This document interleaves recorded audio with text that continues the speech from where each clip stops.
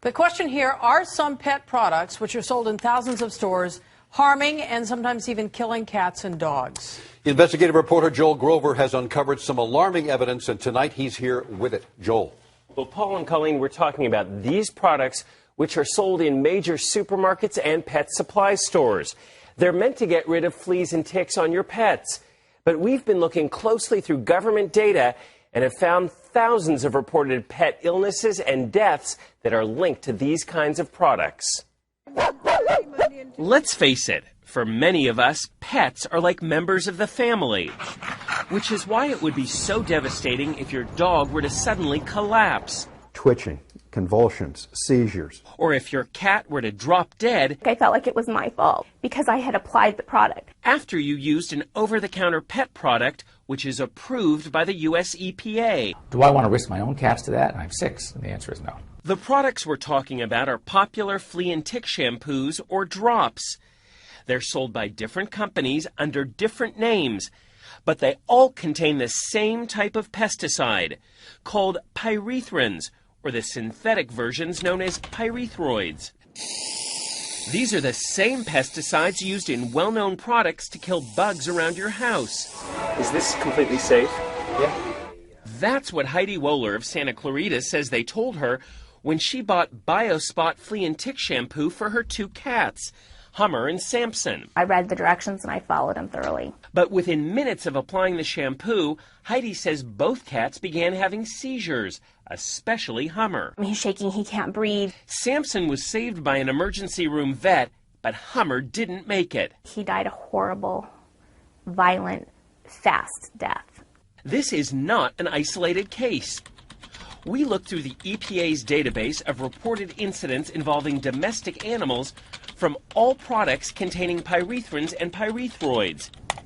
We found numerous cases of animals whose skin was burned, animals who had seizures and vomiting, tens of thousands of reported incidents, including thousands of deaths. Even the EPA admits it's not sure how many thousands of animals have been harmed by these pesticides. If they're on the shelf in a grocery store or a drugstore, you assume that that's been tested and is fine. But things weren't fine when Rich Parsons of La Quinta applied Hart's flea and tick drops to his dog Duffy. They contain a pyrethroid called phenothryn.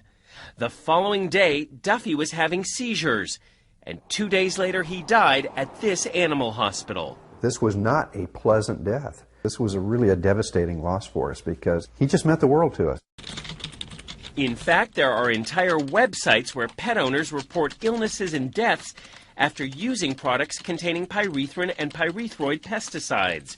How's he doing? Good. Yeah. Well-known veterinarians like Dr. Jeff Werber of LA say a certain percentage of pets have adverse reactions to these products. We do know that some of these products can be toxic.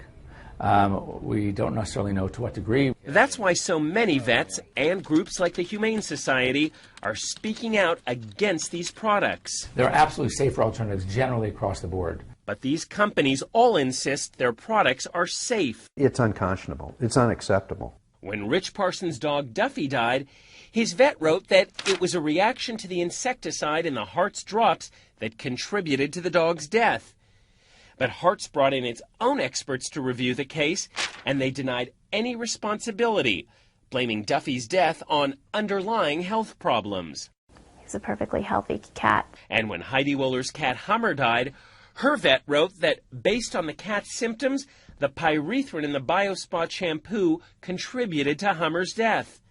BioSpot paid for an autopsy, which we asked Dr. Werber to interpret. Is it possible the shampoo contributed to this cat's death? I think it's highly likely there was a contributory factor to this product and this cat's demise. It needs to be taken off the market. Still, BioSpot's parent company told Heidi in a letter, "We don't believe Hummer's death was a result of using our product."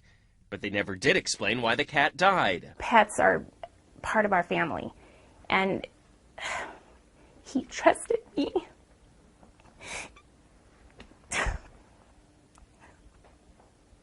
So I, in turn, tried to do my best, and I trusted the product.